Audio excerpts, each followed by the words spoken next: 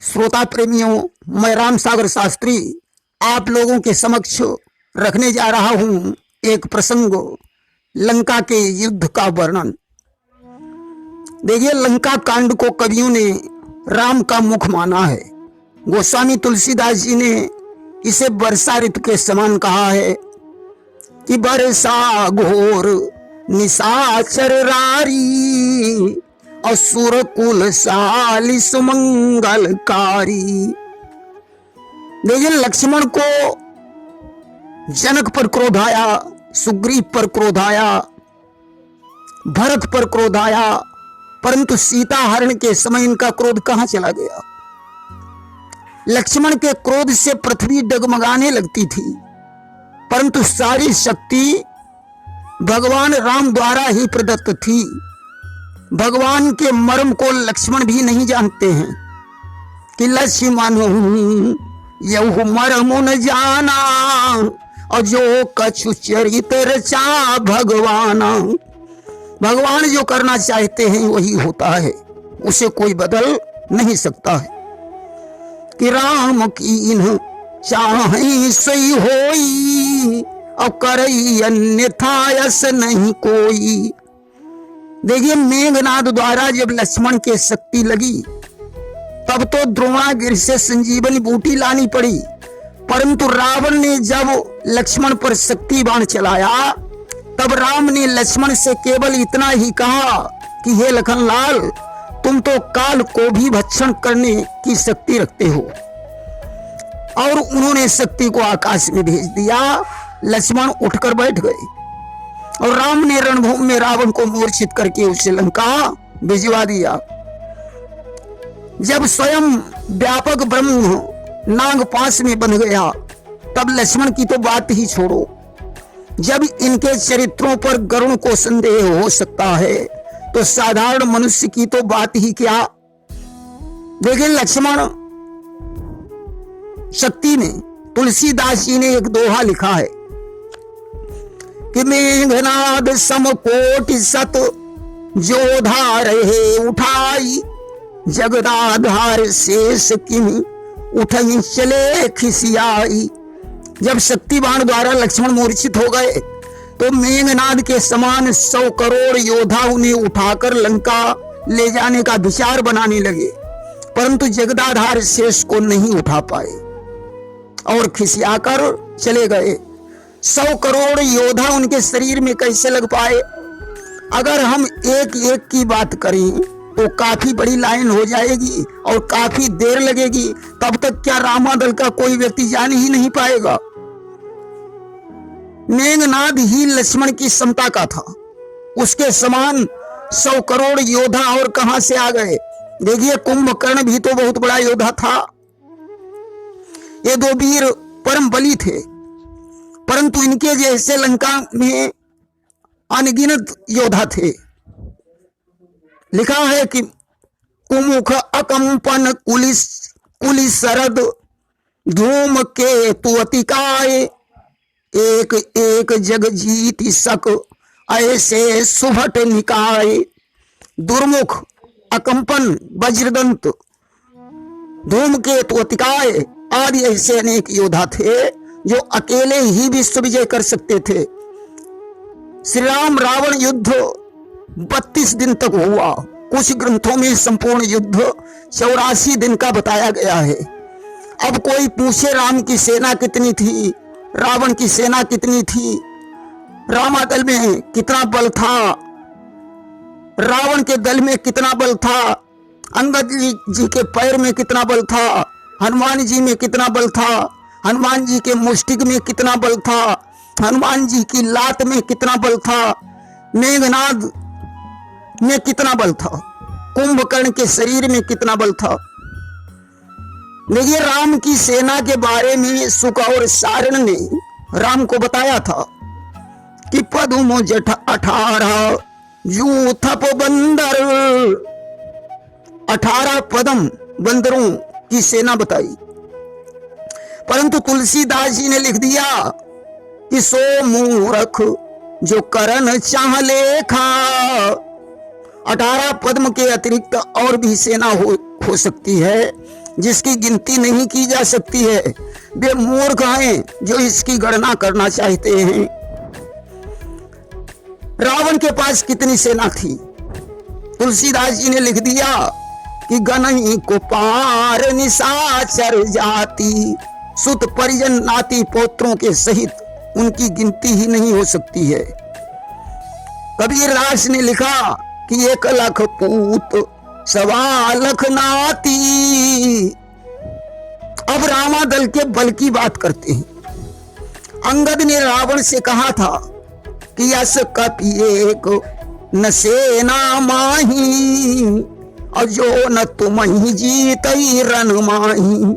ऐसा कोई बंदर रामादल में नहीं है जो तुम्हें युद्ध में जीत नहीं सकता।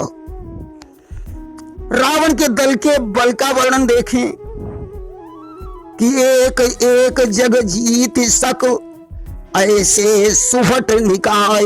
ऐसे ऐसे वीर हैं जो अकेले ही विश्व विजय कर सकते हैं। अंगद के पैर के बल के विषय में लिखा है कि कोटिक मेघनाद सम सुभट उठे हर साई, झपटई करई न कपि चरण पुनि बैठई सिरुनाई। मेघनाद जैसे करोड़ों योद्धा उनका पैर नहीं उठा पाए। हनुमान जी को तो अतुलित बल का धाम कहा गया है, जिनके बल की तुलना ही नहीं हो सकती। देखिए हनुमान जी की मुष्टिक में कितना बल था। रावण के एक मुष्टिक मारा तो रावण बेहोश हो गया। लंकिनी के मारा, मुंह से रुधिर वमन होने लगा। और हनुमान जी के चरण में कितना बल था। अक्षय कुमार के चरण मार दिया, सीधे ऊपर चला गया। जिस पर्वत पर पांव रखते थे वो पाताल को चला जाता था। देखिए कुंभकर्ण के पास शारीरिक बल था और मेघनाद के पास माया का बल अधिक था। कुंभकर्ण भूद्राकार था, वह पैरों से सेना को कुचल देता था, हाथों से मीज देता था। मेघनाद के माया बल पर लिखा है कि देख प्रताप मूढ़ खिसियाना, और करई लाग माया विधिनाना। अरे भगवान के आगे क्या उसकी माया चल सकती थी, परंतु भगवान तो उसे खेल खिला रहे थे। देखिए लंका में मेघनाद जैसे अन्य योद्धा भी थे। शेष जी को विग्रह में घटने बढ़ने की सामर्थ्य थी, अस्तु शंका करने की कोई जरूरत तो नहीं है। अच्छा लक्ष्मण के शक्ति बाण लगने पर राम रोए क्यों? कि जो जनते बन बंधु बिछोहू, और पिता बचन मनते नहीं ओहू। अगर मैं जान लेता कि वन में भाई का बिछोह हो जाएगा तो मैं उस दिन पिताजी के वचनों को ही नहीं मानता। देखिए या तो सभी जानते हैं कि भगवान नर लीला कर रहे हैं। यहाँ ओहू का मतलब वह, यानी पहला वचन नहीं मानते, केवल दूसरा वचन ही मान लेते। यानी श्रृंगबेरपुर में गंगा स्नान करके वन को देखकर अयोध्या को लौट जाते। दशरथ ने सुमंत से यही कहा था कि इन्हें वन दिखाकर वापस लौटा लाना। लिखा है कि रथ चढ़ाई दिखराई बन, फिर गए दिन चारी। राम कहते हैं कि मैं 14 वर्ष के वनवास वाला पहला वचन न मानकर दूसरा वचन मान लेता, यानी श्रृंगबेरपुर में पुर से ही वापस लौट जाता। वहीं पर कुछ सज्जनों का विचार है कि बचपन में मेघनाद एक बार घड़ियाल बनकर सरयू के किनारे आया था। उसने लक्ष्मण का पैर पकड़ा। राम उसे मार डालना चाहते थे, परंतु दशरथ ने रोक दिया था। इसलिए राम दशरथ के उन वचनों को न मानने की बात करते हैं। वहीं कुछ लोग ओहू शब्द का प्रयोग लक्ष्मण के वन चलने की जिद से लगाते हैं। कुछ सीता जी के हिरण मारने की बात को नहीं मानते, ऐसा बताते हैं। देखिए इनमें सबसे पहला कारण ही महत्वपूर्ण है। यहाँ राम ने एक बात और कही है कि मिलई न जगत सहोदर भ्राता। उन्होंने कहा कि सुत धन स्त्री भवन परिवार सब कुछ मिलता है, परंतु सगा भाई दोबारा नहीं मिलता। देखिए राम और लक्ष्मण दोनों के पिता एक हैं, यहाँ तक कि चारों भाई चरु से उत्पन्न हुए हैं, इसलिए सहोदर कहा है। एक चौपाई और शंका पैदा करती है कि निज जननी के एक कुमारा और तात तासु तुम प्राण यधारा। इसका अर्थ समझने पर समझ में आता है कि भाई मेरी जो माता है उसके तुम एक कुमार प्राण के आधार हो। उस माता ने तुमको मुझे सौंपा है, अब मैं जाकर उसे क्या उत्तर दूंगा। लक्ष्मण और राम का बचपन से प्रेम रहा। सौंपने का मतलब है जिम्मेदारी देना। लक्ष्मण ने जब साथ चलने का आग्रह किया तो राम ने कहा कि मांगहु विदा माँ तु सन जाई अवाबहु बेगी चलहु बन भाई। लक्ष्मण को सौंपा किसने था? कौशल्या ने। कुछ लोग एक कुमारा में एक का अर्थ प्रधान लेकर सुमित्रा जी द्वारा सौंपना सिद्ध करते हैं। कुछ लोग निज जन और नीके ऐसा करके अर्थ करते हैं, परंतु ऊपर वाला अर्थ ही सही है। रावण के वध को लेकर भी अनेकों विचार हैं। कोई कहता है कि रावण को राम ने ब्रह्मास्त्र से मारा, कोई कहता है रावण अगस्त ऋषि के बाण से मारा गया, तो कोई कहता है कि रावण के पास भगवान शंकर का दिया हुआ कालसर था। मंदोदरी जिसकी पूजा किया करती थी, रावण को मारने के लिए राम ने हनुमान को लंका भेजा। हनुमान मंदोदरी का ध्यान बटाकर वह असर ले आए, जिससे रावण मारा गया। देखिए, लंका के युद्ध में सुग्रीव और रावण का मल्ल युद्ध हुआ। धूम्राक्ष हनुमान के द्वारा मारा गया। वज्रदंत को अंगद ने मारा। अकंपन का वध हनुमान के हाथों से हुआ। प्रहस्त नील के द्वारा मारा गया। रावण और सुग्रीव तथा हनुमान का फिर युद्ध हुआ। रावण ने लक्ष्मण पर शक्ति बाण का प्रहार किया। कुंभकर्ण भगवान राम के हाथों से मारा गया। अहिरावण को हनुमान ने और नारंतक को सुग्रीव के पुत्र दधिवल ने मारा। देवांतक हनुमान के हाथों से मारा गया। महोद को नील ने मारा। महापार्श ऋषभ वानर के द्वारा मारा गया। अतिकाय को लक्ष्मण ने मारा। कंपन और प्रजंग आदि अंगद द्वारा मारे गए। सोनिताक्ष का वध दुविद ने किया। यूपाक्ष मयंद वानर के द्वारा मारा गया। कुंभकर्ण के पुत्र कुंभ को सुग्रीव ने और कुंभकर्ण के दूसरे पुत्र निकुंभ को हनुमान ने मारा। मेघनाद का पुत्र मकराक्ष राम के द्वारा मारा गया। मेघनाद का वध लक्ष्मण ने किया। सुग्रीव ने विरूपाक्ष को मारा। महोदर सुग्रीव के द्वारा मारा गया। रावण के मंत्री महापार्श को अंगद ने मारा और रावण भगवान राम के हाथों से मारा गया। देखिए, सेतु निर्माण में 5 दिनों का समय लगा था। समुद्र में पत्थर नल नील के द्वारा श्राप से तैर रहे थे या राम के प्रताप से। देखिए, राम को समुद्र ने बताया था कि तुम्हारी सेना में जो नल और नील हैं और तिनके परस किए गिरि भारे और तरी हैं जलधि प्रताप तुम्हारे। उनके हाथों से छुए हुए पत्थर तुम्हारे प्रताप से समुद्र पर तैरने लगेंगे। यहां राम के प्रताप का ही उल्लेख है। तुलसीदास ने लिखा कि श्री रघुवीर प्रताप ते सिंधु तरे पाषाण।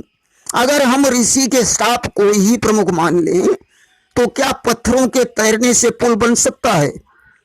यहाँ एक कथा आती है कि जब नल नील पत्थर तैरा रहे थे तो वे लहरों में इधर उधर बह जाते थे। अब पत्थर जुड़ेंगे नहीं तो पुल कैसे बन पाएगा? उस समय भगवान ने जामवंत से पूछा कि आखिर नल नील में क्या जादू है जो पत्थर तैरा देते हैं? नल नील ने कहा, प्रभु, बचपन में हम लोग जिस वन में रहते थे वहां एक तपोनिष्ठ ऋषि रहते थे। एक दिन हम लोगों ने उनकी शालिग्राम की मूर्ति लेकर आश्रम के पास एक जलाशय में डुबो दी थी। ऋषि ने जैसे तैसे वह मूर्ति ढूंढ पाई। मूर्ति मिल जाने के बाद उन्होंने हम दोनों को शाप दे दिया कि तुम्हारे द्वारा स्पर्श की हुई वस्तु पानी पर तैरने लगेगी। प्रभु ये सब आपका ही प्रताप है। भगवान ने कहा अगर ये मेरा प्रताप है तो एक पत्थर पानी में डालकर हम भी देखते हैं। भगवान ने जो पत्थर डाला वह डूब गया। जामवंत ने कहा प्रभु आप अपने हाथों से जिसे छोड़ देंगे वह तो डूब ही जाएगा, आप जिसे पकड़ें उसे छोड़े नहीं। जामवंत के दिमाग में एक बात टच हो गई। उन्होंने सोचा कि पुल बनाने में राम के नाम की जरूरत है। उन्होंने एक पत्थर पर रा लिखा और दूसरे पर मां लिखा, नल नील से तैरा दिया। दोनों पत्थर आपस में जुड़ गए। इस तरीके से पुल बनने लगा। भगवान ने वहां शंभु की स्थापना की। बताया जाता है कि रावण ने सीता जी को ले आकर स्थापना करवाई और पुनः वापस चला गया। देखिए भगवान ने अंगद को दूत बनाकर रावण के पास भेजा तो रावण के दरबार में अंगद झूठ बोले कि सत्य नगर कपि जारे हो बिनु प्रभु आय सुपाई। फिर न गए सुग्रीव पही ते ही भय रहा लुकाई। क्या सचमुच उस वानर ने लंका का दहन किया है? बिना प्रभु की आज्ञा से लंका जलाने के कारण वह सुग्रीव के पास लौट कर नहीं गया और उनके भय से कहीं छुप गया। देखिए अंगद झूठ नहीं बोल रहे हैं। जब हनुमान जी लंका जलाकर लौटे तो बिना पूछे लंका जलाई थी। तब वे नीचे गर्दन किए हुए सबके पीछे छिपते छिपते चलकर सुग्रीव और राम के पास पहुंचे थे और स्वयं उनके सामने कुछ भी प्रकट नहीं किया। हनुमान सीधे सुग्रीव के पास नहीं गए बल्कि लंका जलने के भय से छुपते छुपते गए थे। इसलिए अंगद सही कह रहे हैं। और यही पूर दहेऊ अतेऊ सुत तोरा सकल कपिन मोहुते ही बल थोड़ा। अंगद ने एक बात और कही कि जिसने लंका जलाई और तुम्हारे पुत्र अक्षय कुमार को मारा उसका बल सभी बंदरों से कम है। देखिए सेवक का कर्तव्य होता है अपने स्वामी का काम बनाना। भगवान राम ने अंगद को भेजते समय कहा था कि हे अंगद तुम स्वयं बुद्धिमान बलवान गुणवान और चतुर हो। जिसमें रावण का हित हो और हमारा काम बन जाए तुम रावण से वही बातें करना कि काज हमार और तासु हित होई और रिपुसन करे हु बत कही सोई। इसमें कुछ बातें विनोद की हैं और कुछ धमकी की हैं। काम बनाने में सभी कुछ जायज है। अंगद ने एक बात और कही कि एक रावण को हमारे पिता बाली ने 6 महीने बगल में दबाया है। ऐसा किसी रामायण में नहीं लिखा है। देखिए बाल ने रावण को बगल में दबाकर संध्या वंदन करने के पश्चात उसे छोड़ दिया था। अंगद भी वही कहते हैं कि एक कहत मुहि सकुचयति रहा बाल की कांख, रहा बाल की कांख, ऐसा कहा है। 6 महीने की बात मिथ्या सिद्ध होती है। देखिए जब रावण ने राम की निंदा की तो अंगद ने अपनी दोनों भुजाएं जमीन पर पटक दी। पृथ्वी हिलने लगी। रावण चक्कर खाकर पृथ्वी पर गिर पड़ा। उसके मुकुट जमीन पर गिर गए जिनमें से 4 मुकुट उठाकर अंगद ने रामादल में फेंक दिए। कुछ सज्जनों का ऐसा विचार है कि उन्हीं में एक छत्र मुकुट दशरथ का था जिसे बाली ने छीन लिया था। बाली से चुराकर रावण ले गया था। देखिए रावण को मारने के बाद राम ने सीता जी की अग्नि परीक्षा क्यों ली? जिस समय लक्ष्मण वन से कंद मूल फल लेने चले गए उस समय राम ने सीता से कहा था कि तुम पावक मोहू करहु निवासा और जबलहु करहु निशाचर नासा। हे सीते जब तक मैं निशाचरों का नाश करूं तब तक तुम अग्नि में निवास करो। यह बात लक्ष्मण भी नहीं जानते थे। सीता का हरण तो हुआ परंतु असली सीता तो आग में है। इसलिए राम छाया रूपी सीता को अग्नि में प्रवेश कराकर असली सीता को बाहर निकाल रहे हैं। प्रेम से बोलिए वृंदावन बिहारी लाल की जय।